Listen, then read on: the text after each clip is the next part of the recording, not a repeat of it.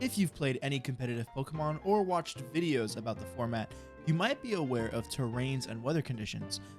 Most commonly in VGC history, there's Trick Room, which swaps turn order, Sandstorm, which buffets Pokemon that aren't ground, rock, or steel at the end of every turn, and Sun, which boosts certain moves along with grass and fire types. But this video's weather conditions, while fairly common in doubles and in the previously stated VGC formats, have decreased usage despite its great power. We're going to be talking about the rain setting. Hello everyone, I'm Rum and welcome to today's video.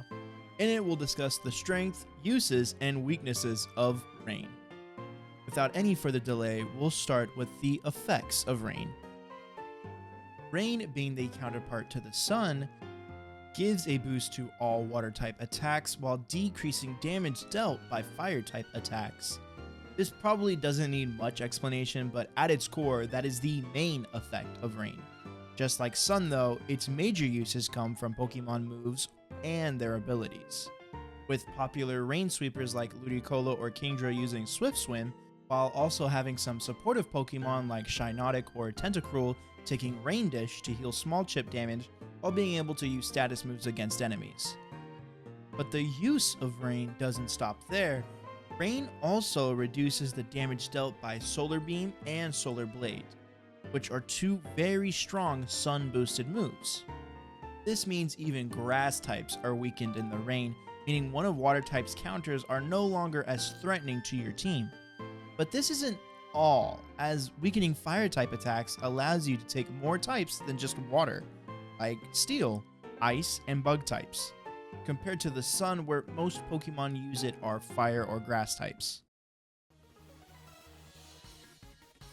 Something to note with rain teams is that they mostly use a flying type for coverage, since even though grass sweepers are stunted, they aren't exactly weakened like fire types are. Pokemon like the Genies really shine here since they can learn Hurricane and use their signature move to bypass the accuracy check with the rain setting. Along with electric types, since the move Thunder can also bypass accuracy checks and also deal with enemy water types as well as enemy flying types. Now that we've gone into the strengths of rain, let's discuss its current weaknesses in this new generation. The first, and what I believe is the biggest weakness, is that with the new Paradox Pokemon, rain isn't as necessary for a team as it is for its counterpart, Sun.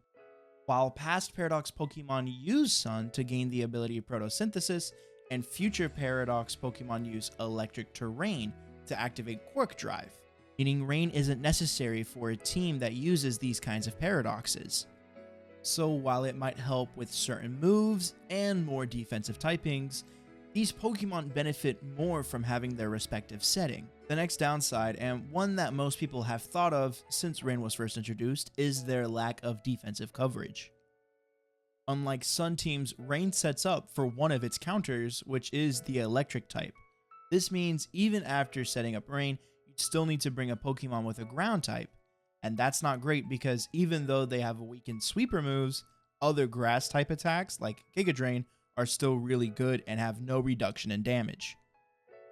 The last and probably smallest problem is the problem that water type has very little offensive coverage, being strong against only 3 types: fire, ground, and rock.